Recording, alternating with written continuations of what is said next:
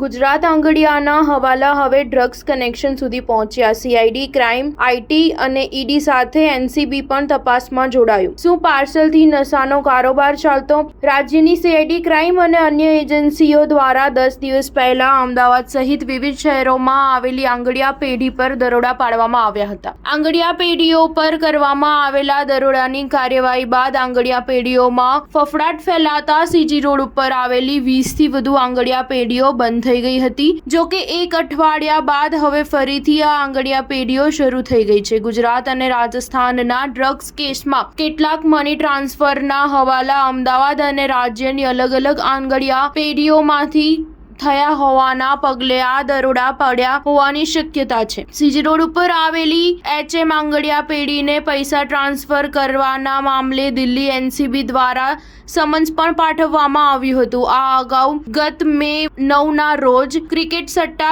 Call સેન્ટરમાં 10 કરોડથી વધુના ટ્રાન્ઝેક્શન થયાના 40થી 50 બેંક ખાતા પોલીસને મળ્યા હતા। આ તપાસમાં આ પૈસા આંગડિયા દ્વારા હવાલાથી દુબઈ મોકલવાનું ખુલતા સીઆઈડી ક્રાઇમે ઇન્કમ ટેક્સની ટીમોને સાથે રાખી અમદાવાદ, સુરતની 20થી વધુ આંગડિયા પેઢી પર દરોડા પાડ્યા હતા। અમદાવાદની પીએમ અને એચએન પેઢી પર દરોડા પડ્યા હતા। કેટલાક બેંક ખાતામાં શંકાસ્પદ ટ્રાન્ઝેક્શન થયાની માહિતી મળતા સીઆઈડી ક્રાઇમની ટીમે ગુપ્ત રીતે આંગડિયા પેઢીની માહિતી એકત્ર કરવાનું શરૂ કર્યું હતું। ઇન્કમ ટેક્સની ટીમોને સાથે રાખી Navrangpura, CG road, ISKCON arcade, Manek Chowk, Chinubhai ટાવરની આંગડિયા પેઢી પર દરોડા પડ્યા હતા। અમદાવાદ અને સુરતમાંથી અંદાજે ₹15 કરોડથી વધુની રોકડ હાથ લાગી છે। સ્ટાર ન્યૂઝ 7 હંમેશા સચ્ચાઈની સાથે।